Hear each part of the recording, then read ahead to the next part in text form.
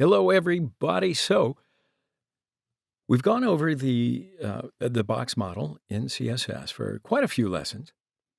In this lesson, I want to imagine an application that we'll see on the screen with all of the information that we've learned. So here I've just downloaded a PNG file for the plane, and I created and positioned the sky, the sun, and the mountains with the features that we've learned. So if you want to, and you feel you need to, if you start thinking, I'm not really quite confident, you can pause the lesson here and go back and practice a little bit. And that way you can test what you've learned on this application. But if you're confident to go forward, let's start preparing our sample in Atom right now.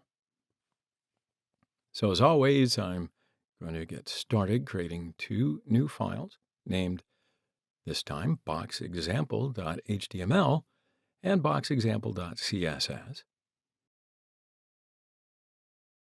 In our HTML file, I'll just write HTML and press the tab key and then write box model practice for the title,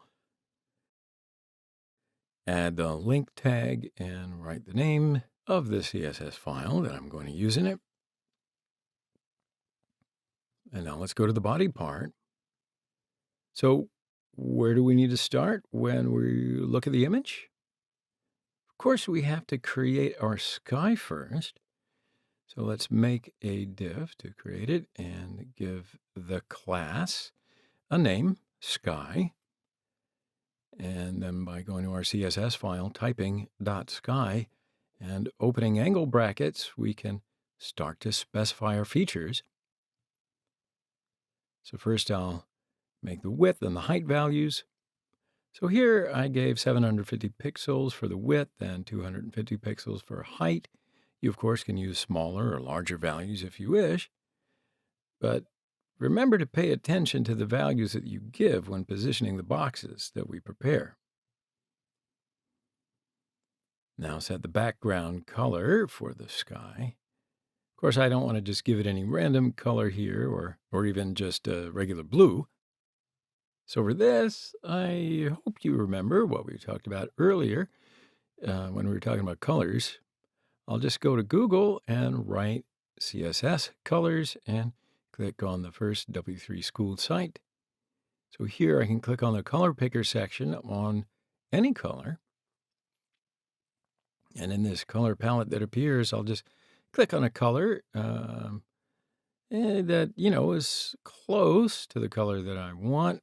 So here I'll just choose a color that I like for the sky and copy its hexadecimal value.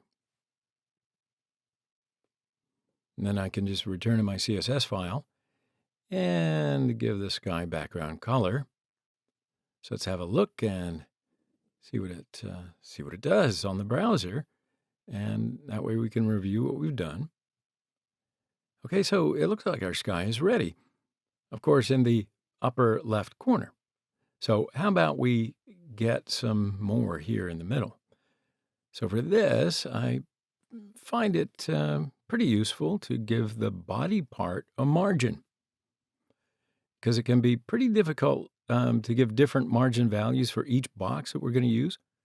So that's why for this, I'll just use 100 pixels and 200 pixel values to the body part from the top and the left. Okay, so now it's time to prepare our sun in the sky. So for this, we'll add a new div into the div we created for the sky in our HTML file. We'll write the sun as you guessed the name of the class, and then switching to our CSS file, typing .sun and creating a box with a width and height of 40 pixels. Now, let me ask you, why did we make a square while the shape of our sound is round? Now, if you remember, we did use the border radius feature to round the corners earlier, right? So what happens if we give half the width of our square for the border radius value. Boom, of course we'd have a round sun, yeah. So now it's time to choose the background color. For this, we can go to the previous site and choose a color.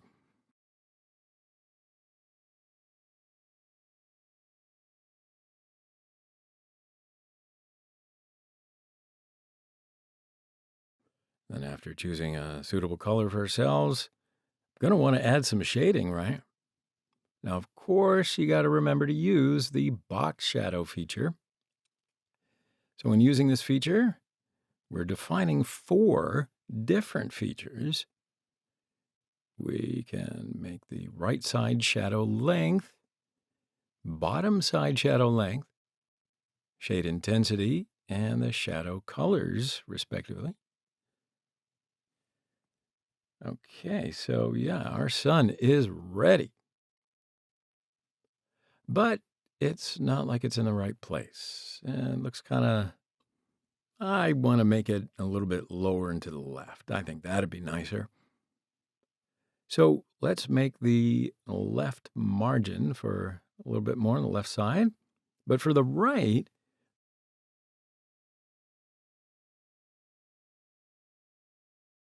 I'm going to want to give some padding values to the sky.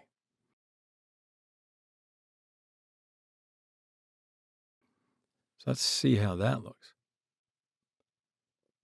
Excellent. Okay, so now it's time for the image. So as you may recall, I mentioned before, I downloaded the plain image as a PNG, and I put this in the Photos folder that I created in the CSS folder. Now that our plane is in the sky, we need to write it in the div that we created for the sky. So now let's write the img tag and write photos/plane.png in the src section, and write the plane in the alt section. Now in my CSS file, I'll give the width and height values, and we'll make them 150 for the img tag, and we'll make the distance 500 from the left. So yeah, our sky, our sun, our plane, yeah, that looks ready. Now let's head for the mountains. So let's go to our HTML file. Now there's no need to go into the div that we created for the sky anymore, right? So we'll create another div under this div with a class name .mountain1. Create another div right after it and make it .mountain2 in the class name. And now we can start to determine its features with CSS. Now first I'll make the width 500 and the height 250 and the background color. So here, let's just give it the color green. And then here, we'll just need to round the corner of this box. All right, so let's change this border radius feature.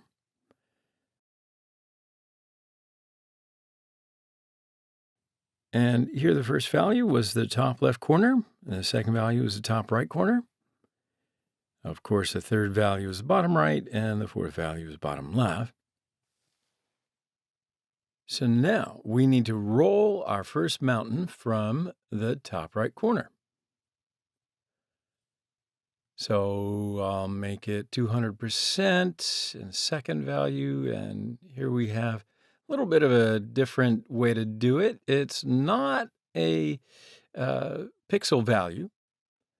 So here, let's not let that confuse us, because when we look at it, the mountain is positioned a little bit further down and a little bit higher. So for this, I'll just change the margin and write the first value minus 110 pixels. And then I'll make the other 0, because of course, The minus sign here is not negative, right? It's just in the opposite direction.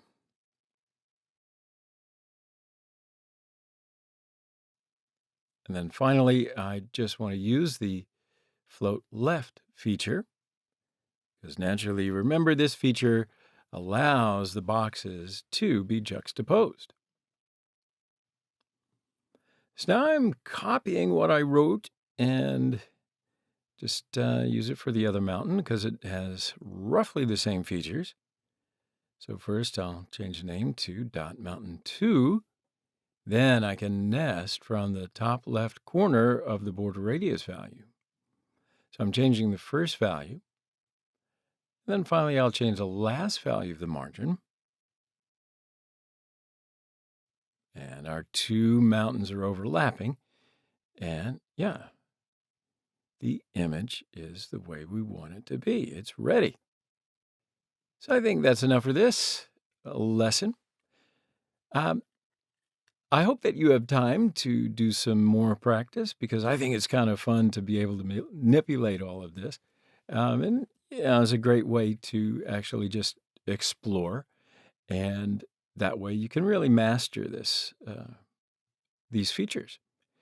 In this lesson, we used a lot of the box model features.